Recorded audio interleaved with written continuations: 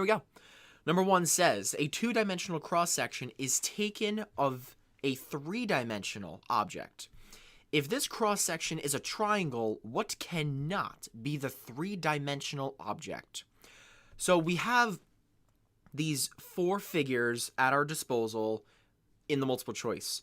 What we need to do is we need to determine which of the following figures cannot produce a three-dimensional object. So here's what I'm going to do. I'm actually just going to draw a couple shapes or figures. So here's my cylinder to the best of my ability. No, I'm sorry. It's a cone first. Whoopsies. It's a cone. Okay. Here's a cone. Okay. Here's a cylinder. Here's a pyramid. Hopefully that will look good. Pyramid and rectangular prism. Okay. So here I have my 4 shapes. And your goal is to figure out the cross-section is so they're telling you what the cross-section is. The cross-section is a triangle. Remember what a cross-section means. A cross-section is if you take a knife or whatever cutting utensil and you just slice the object. What does it give you? Okay, so which cannot be the three-dimensional object? Well, if I were to take a slicer and slice down, like downwards on the cone in an up and down vertical fashion, yeah, I would get a triangle like that, or just the whole thing like this. This is a triangle right here. Okay, so a cone does work. That will produce a triangular cross section. Number 2, a cylinder. All right, well let's give it a shot. I could cut it horizontally, which would just create a disc, a circle, like a quarter. I could cut it on a slant, which would produce an oval or an elliptical shape, and I could cut it up and down, which will create a rectangle.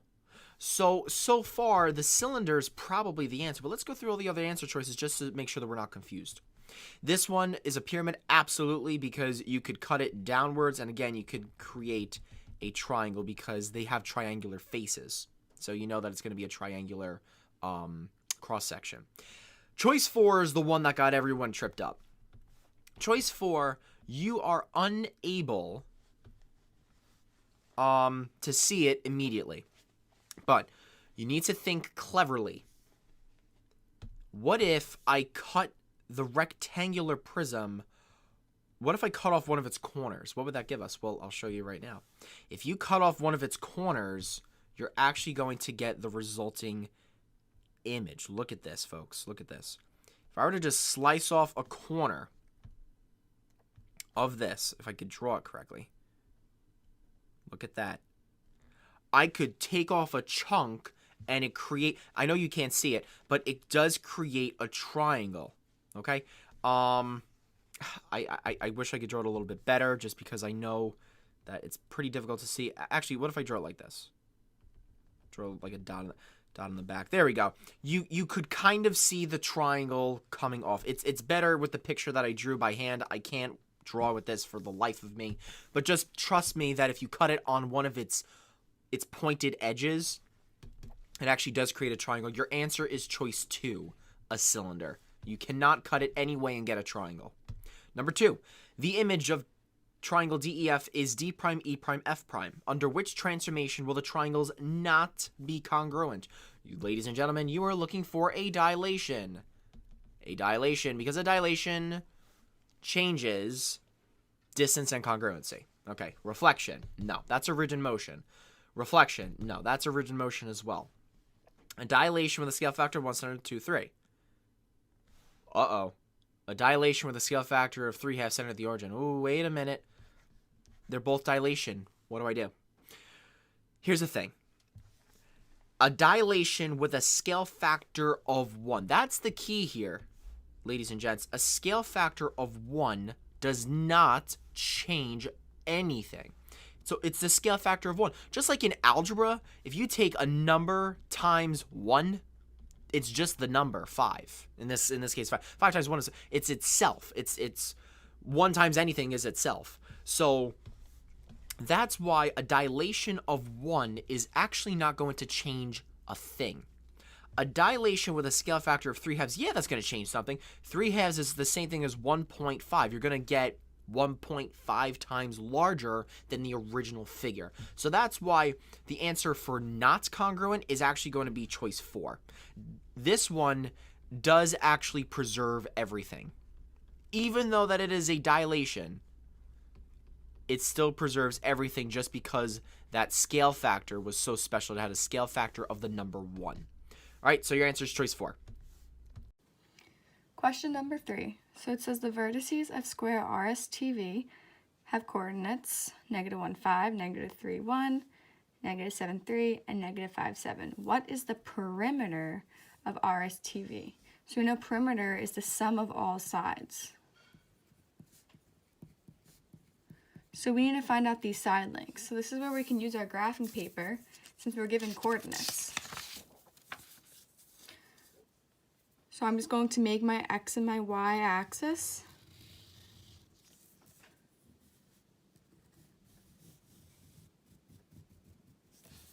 Okay. So it says R is -1, 5. So to the left 1 and up 5. 1, 2, 3, 4, 5.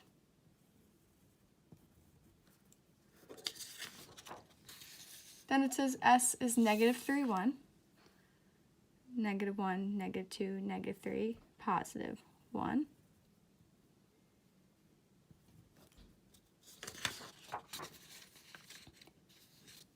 T is -7, 3. -1, -2, -3, -4, -5, -6, -7, and up 3. 1, 2, 3. And then lastly, V is -5, 7. -3, -4, -5, up 1, 2, 3, 4, 5, 6, 7. V. Okay, so it said it was a square, so I'm going to connect all these vertices together.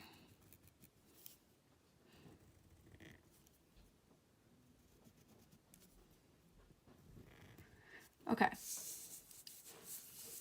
So the question is asking us to find the perimeter of RSTV. So you see on the square that my lines are kind of diagonals. They are not horizontal or vertical lines.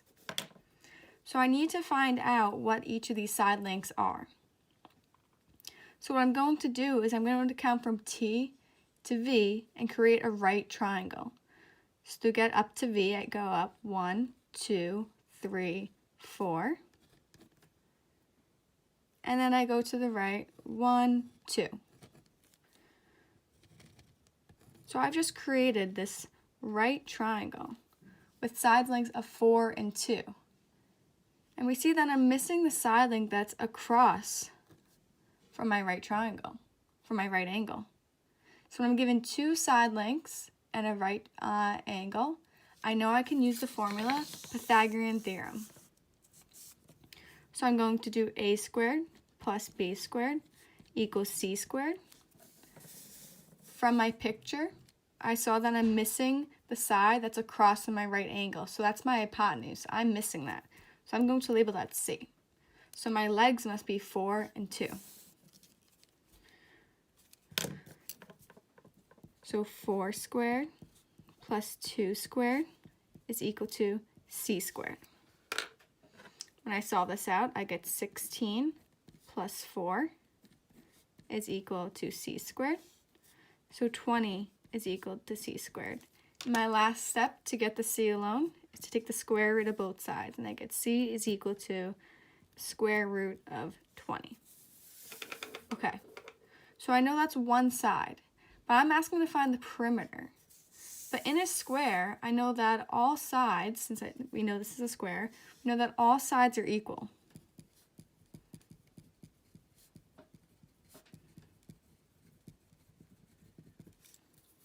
So therefore, to add up all sides, we know that there are 4 sides in the square.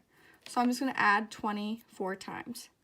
So square root of 20 plus the square root of 20 plus the square root of 20 plus the square root of 20. That's going to equal my perimeter. So my perimeter equals, so remember when you add radicals, you have to keep the bases. Whatever bases are the same, you combine the terms. So basically there's a 1 in front of each of these. So 1 rad 20 plus 1 rad 20 gives me 2 rad 20. So 1 rad 20 plus 3 more gives me 4 rad 20. So my answer is choice 3. So I did not have to find each of these sides. I just used my knowledge of knowing that all sides of a square are equal. So I only really had to find one side. Number 4. Okay, this one was certainly an easier question, thank goodness. In the diagram below of circle O, chord CD is parallel to diameter AOB, and the measure of arc CD, is 130 degrees. Okay, I'm going to label that right now. 130 degrees. Now, what you need to know is this. They specifically said that CD is parallel to AB. Why would they tell you that? Because you need to know a theorem. Very important theorem, actually. Here's our theorem. Parallel chords. Because a diameter is, in fact, a chord. It's actually the longest chord of the circle. Parallel chords intercept congruent arcs. What in the world does that mean? Well, in easy terms, if the chords are parallel to each other, the chords are on the inside of those two lines are congruent to each other. So arc AC is congruent to arc DB. That's important. Now, we're trying to find the measure of arc AC. So what I'm going to do is I'm going to call this X. But since these are congruent if this is X, then I'm going to label DB as X. Well, why would I do that? I need to solve for one of those X's. But the problem is we are given this. What is this, folks? What is that? That is a semicircle. And a semicircle is 180 degrees. Okay? The reason why it's a semicircle is the minute you see the diameter hit the circle, this is 180 and this is 180 down below. But we're not going to count that. We only care about the semicircle. Why do I care? Because what I could do is I could just make an equation. I could add those x's. I could add the 130. And I could set that all equal to 180 degrees because of the semicircle. Now just combine like terms and solve. I'm going to combine these two x's. We get 2x. I'm going to subtract the 130 on both sides. So we get 2x is equal to 50. Divide by 2 on both sides. And you get x equals 25. So each individual is 25. Now, if you want to check yourself, take 25 plus 130 plus 25 and make sure that it equals the semicircle of 180 degrees, and it does. Your answer is choice 1. Pretty simple question. Make sure you know it. Okay, number 5. In the diagram below, AD intersects BE at C, and AB is parallel to DE. Now, why would they tell you that AB is parallel to DE? Well, this tells you that triangle ABC is similar to triangle DEC by angle-angle similarity. Because parallel lines that are cut by a transversal forms alternate interior angles that are congruent, and these are vertical angles. We could prove it by angle-angle similarity. But what does that even have to do with anything? I just pull that out of nowhere? No, not really.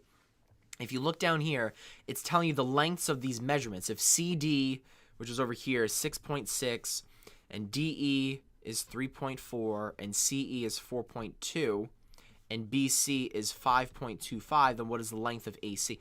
The reason why I told you that these two triangles are similar is for the sole fact that you need to set up a proportion to get this question right. So we need to solve for x. You need to pull the important information. X is in proportion to the 6.6, okay? AC is in proportion to CD. Just because if you rotate this triangle onto that one, those two would be corresponding to each other, okay? And 5.25 is in proportion to the 4.2. So now I'm just going to set up a very basic proportion. I'm going to say x is to 6.6 as 5.25 5.25 is to 4.2. Okay? Make sure that you are consistent. So I went from this triangle to this triangle. I have to do the same thing. This triangle to this triangle. Now we just cross multiply. So we get 4.2x is equal to 6.6 times 5.25. Just take my word for it. It is 34.65. Divide by 4.2 on both sides of the equation or equal sign. And x is equal to 8.25 when you divide that. And your answer is choice 4. Pretty simple stuff. Not too shabby. All right, moving on. 6.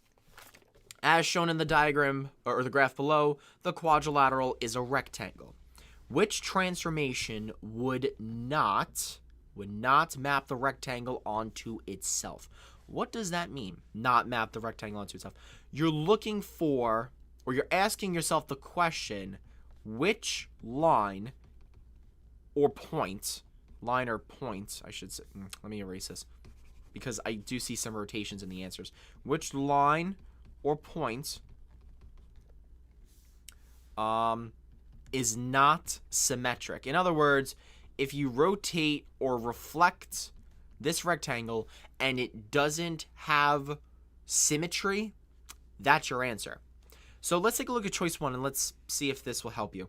A reflection over the x-axis. Well, if you reflect over the x-axis, right? If you reflect over the x-axis, this is what we get.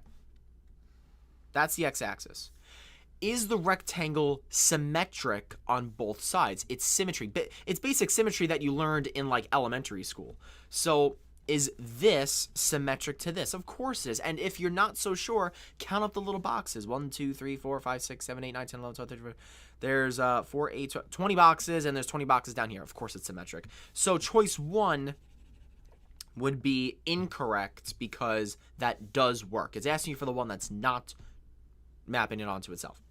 A reflection over the line x equals 4. Oh boy, every geometry student's nightmare is to graph vertical lines. That's a vertical line. Okay? So the line x equals 4 passes through all values where x is equal to 4. Okay? We'll just go 4 to the right. 1, 2, 3, 4. You're going up and down like this. Is that a line of symmetry for this rectangle? Of course it is. Absolutely. It's symmetric on both sides. This is symmetric to this. 2, 4, 6, 8, 10, 12, 14, 16, 18, 20 boxes. 2, 4, 6, 8, 10, 12, 14, 16, 20 boxes. So that does work. Let's keep going.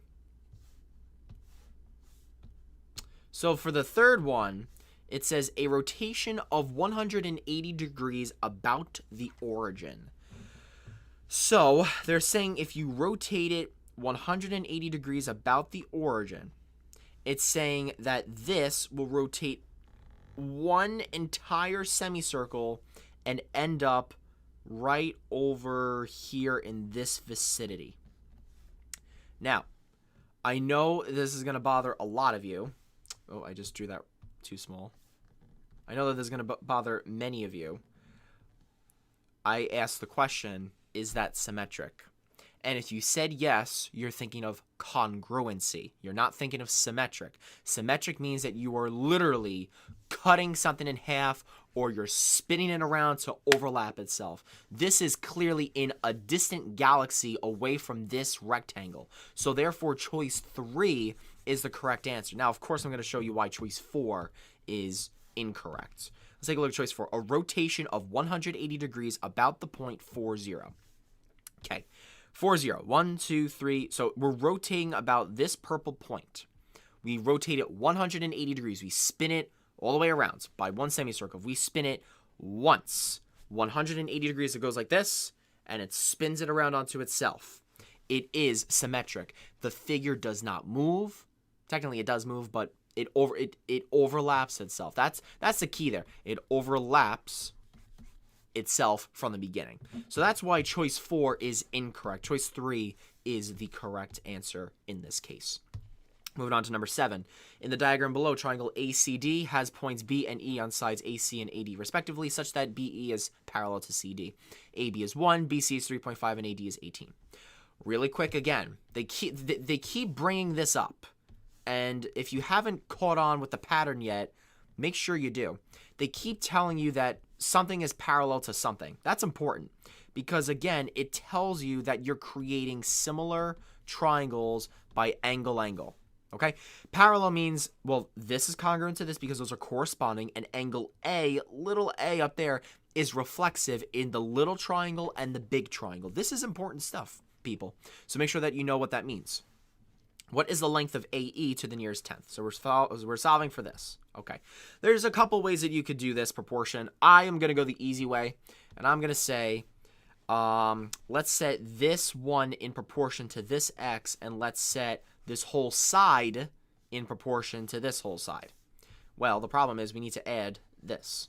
3.5 plus 1 is 4.5. We're missing that one piece. If you're thinking 1 over x equals 3.5 or 18, you're missing the 1. Very important to include that.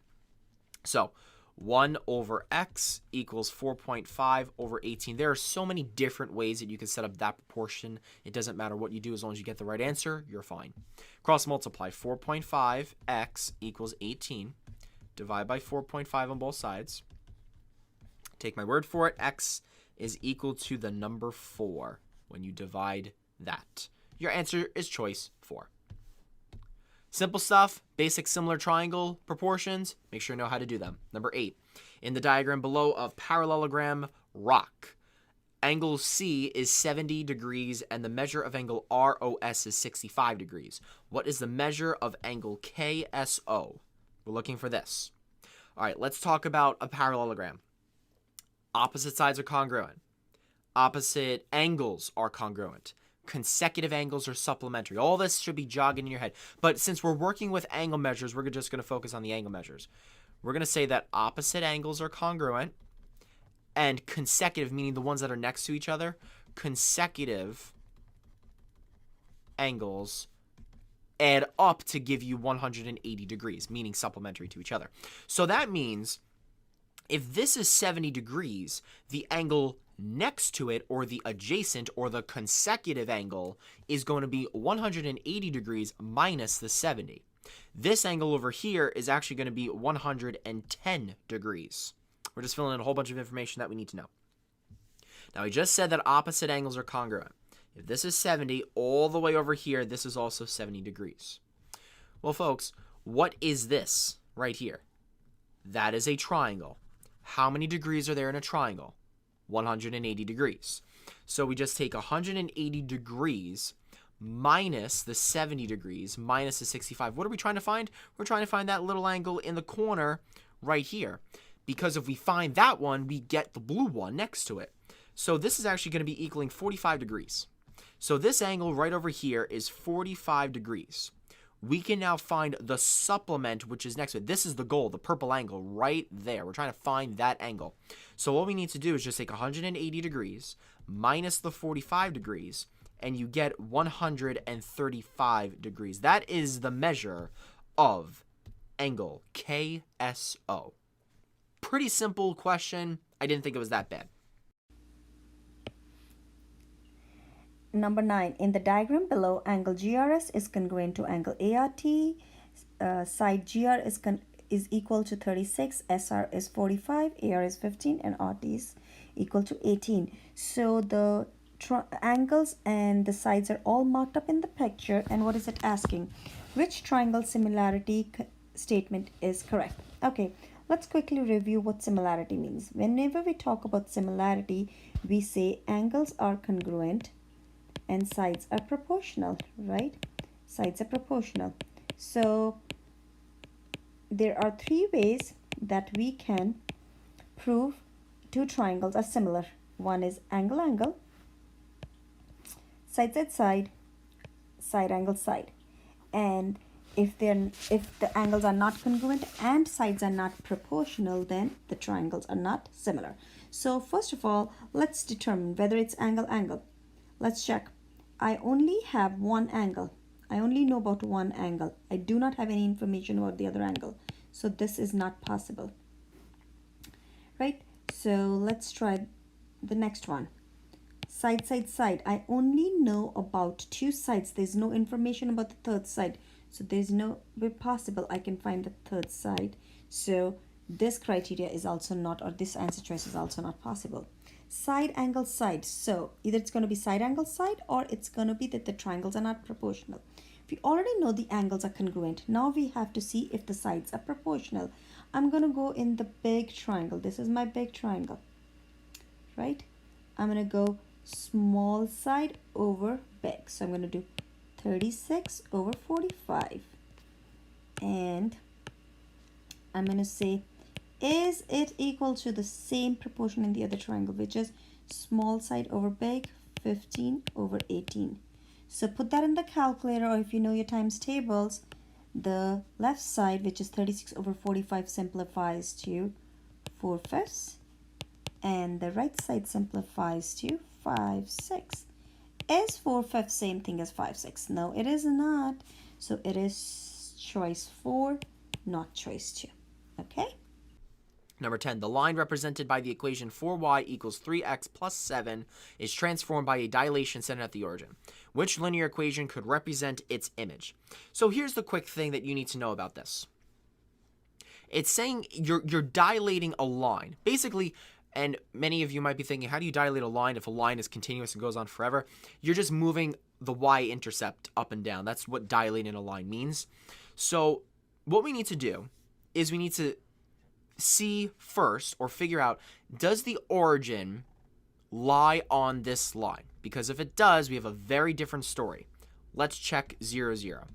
Okay? Let's make sure that this origin is not on this line. Let's do it. So we get 4y equals 3x plus 7. I'm going to substitute 0 in for x and 0 in for y.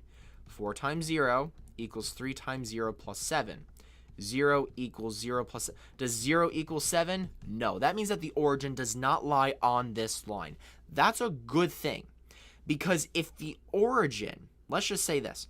If the origin was on this line, the dilated line, or the dilated image, would actually be the exact same thing. And if you did the June of 2017 Regents exam, one of the part 2 questions asked for that specific concept. And if you don't know what I'm talking about, I suggest that you go back and look at that video. It's the June 2017 exam, parts 2 through 4. Okay, so we know that it doesn't lie on the line. Perfect. So now what I'm going to do is I'm going to put this into y equals mx plus b form. So, we get 4y equals 3x plus 7. Divide by the 4 on both sides. We get y equals 3/4 x plus 7/4. Now, what is the goal here? Our goal is to find one of the answers of the line that has the same slope as 3/4 and has a different y-intercept of this line. So we're looking for this. This is the golden egg right here. 3/4. We're looking for which of the following answers has a slope of 3/4. Let's go ahead and try choice 1. I'm going to subtract the 3x on both sides. So we get negative 4y equals negative 3x plus 9. Divide by the negative 4 on all sides. Sorry for the messy stuff. It's all congested.